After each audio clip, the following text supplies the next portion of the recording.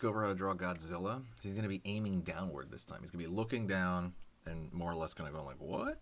So just to kind of vary it up. So right now I'm going to start with a more or less straight line for the kind of top of his head, which is relatively flat. Down over here a little bit with the brow. A little bit of the top of the snout right there. Front of the snout here. Pulling back. It's kind of like a block shape. Back over here. Curve right there for kind of the open mouth. And right here. There's a little bit of skin right there with Godzilla. And that's kind of going to show there. Back down over here. Back of the jaw. Pull up. All right. Line right here now for his eye. Maybe down like so. Line over here. Line there. Gonna go over here now and draw some teeth right there over here as well. Draw some teeth. Curving back, curving back. Up over here, down. Line down here. See, so like he's kind of aiming downward, right? Like he's about to maybe like shoot his fire breath. That's kind of the vibe that we want to keep. Curve over here for kind of the ear area. Now let's start drawing a spike, okay? Spike. Maybe a slightly larger spike. Spikes tend to look like, see, that one's a little bit bigger in the middle. I like to make them look like little mountains on his back. I think that excuse me. I like that look. Maybe they overlap just a bit right here and they get a little bit bigger over there. And right here is going to go off the page. Maybe you see it a little bit right there. Line over here. Line over there.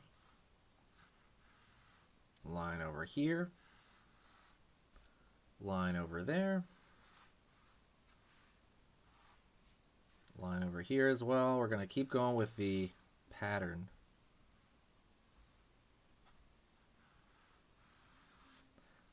And I forgot some right there. It's going to be the split, right?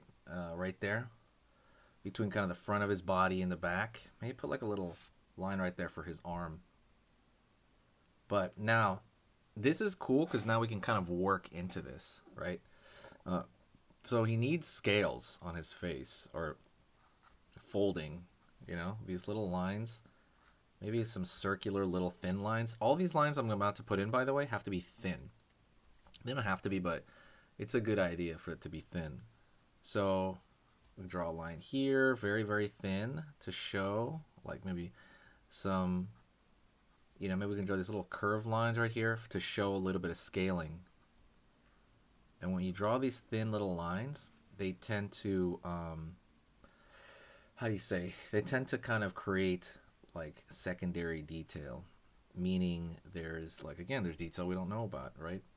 There is, you know, like detail that, because when you look at a picture, you think about like the overall image, and then after that, you're kind of like, oh yeah, like I need to do that, or you know, or oh yeah, there's other stuff going on, and you notice like little like, you know, like what we're doing here, little tiny curves in order to, you know, indicate scaling. And we're drawing these little U shapes, just a bunch of little ones, kind of scattered around, nothing too serious, but we just kind of pepper them around. And they're not very big, like I said. You just want to draw enough of them like that. And now it looks like general scaling. Look inside of his mouth right here. We're going to draw like almost like a similar shape on this side. We're going to draw the inner mouth and then fill that in. When we fill that in, right? When we fill that in, it's going to make an effect right there when you fill that in.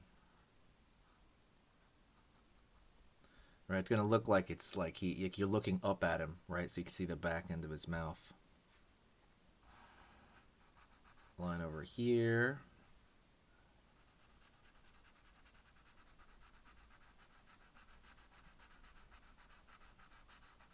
Over there on that side.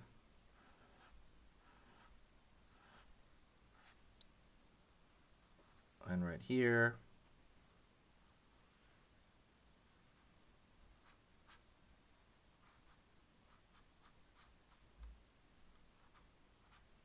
One over here on this side. And there you go. Just kind of these curved little lines right here.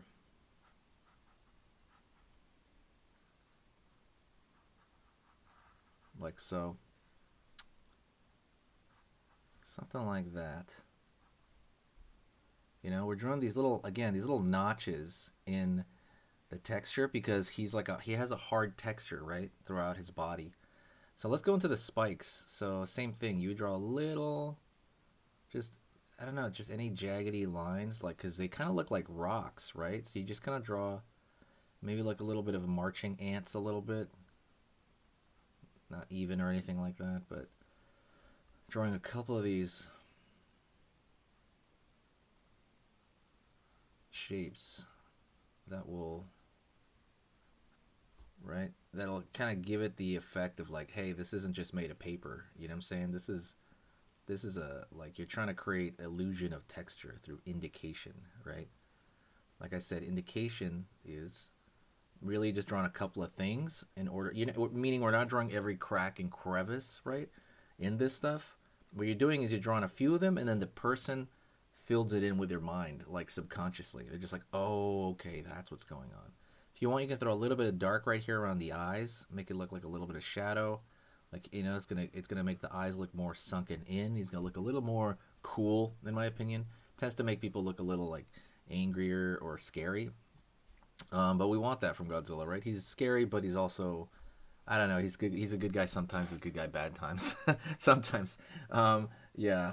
Let me know, by the way, if you like good guy Godzilla or bad guy Godzilla. Like, let me know that in the comments, because I never asked that. If you made it to the end of this video, answer that question, and I will absolutely know you watched the whole thing. Don't forget, stay around. We're going to go into another drawing lesson, okay? Let's get started. Okay, so that was amazing. You finished this lesson, but keep it going. Keep the art practice going by clicking this video right here. It's going to be within the same theme, and you want to keep it rolling to get better and better and better and get that art flow going. So click right here.